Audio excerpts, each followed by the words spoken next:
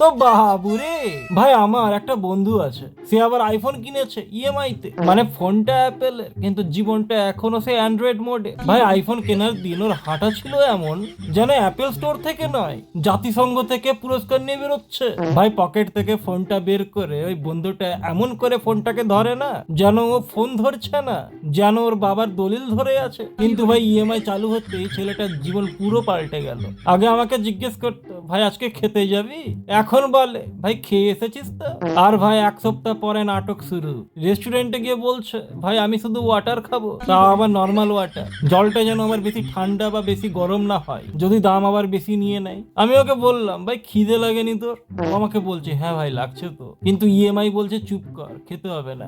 ভাই আগে যে বন্ধু আমাকে বলতো চল ভাই পিজা খাই, এখন আমাকে কি বলে জানো? চল ভাই পিজার ফটো দেখে নি আইফোনে। মানে একটা মানুষের কতটা উন্নতি হতে পারে ভাই। তারপর শুরু হলো আসল নাটক। প্রথম ইএমআই কাটার দিন, ভাই কি বলবো, এসএমএস আসতেই ওর মুখের ভাবটা এমন ছিল যেন ওর ব্যাংকের অ্যাকাউন্ট ওকে বলছে সারপ্রাইজ। আমার বন্ধুটা আগে কৃপণ ছিল, কিন্তু এই আইফোন কেনার পরে তার কৃপণতার অধ্যায় আরো বেড়ে গেল। তাকে যদি বলি ভাই চা খাবি, সে আমাকে বলে, ভাই চা খাবো না, বাড়ি থেকে জল খেয়ে এসেছি। আর যদি বলি বিরিয়ানি খাবি, ও আমাকে বলে, ভাই আজকে আমি উপোস করেছি। তখন আমি ওকে বললাম, ভাই কালকে তো তুই পেট ভরে খাচ্ছিলি। বন্ধুটা তখন বলছে, বলে ভাই কালকে তো ইএমআই কাটেনি। এখন ও তার ফোনটাকে কভার দিয়ে ঢেকে রাখে, কারণ ও নাকি আইফোনে আর স্ক্রিন দেখতে পায় না, নাকি ইএমআই এর আয়না দেখতে পায়। আর ভাই ওর আইফোনের ব্যাটারি যদি 20% হয়, তখন আর ও চার্জার খোঁজে না, তখন আমার বন্ধু ভগবানকে খোঁজে। কারণ চার্জ শেষ হয়ে যাওয়া মানে লোকের কাছে আইফোন দেখানোর সুযোগ শেষ।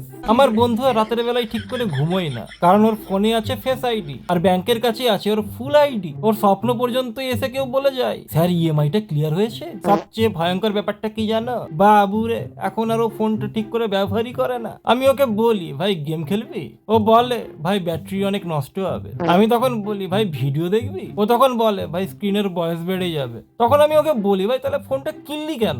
বলে, ভাই স্ট্যাটাসের জন্য। আর এখন ওর স্ট্যাটাস কি জানো?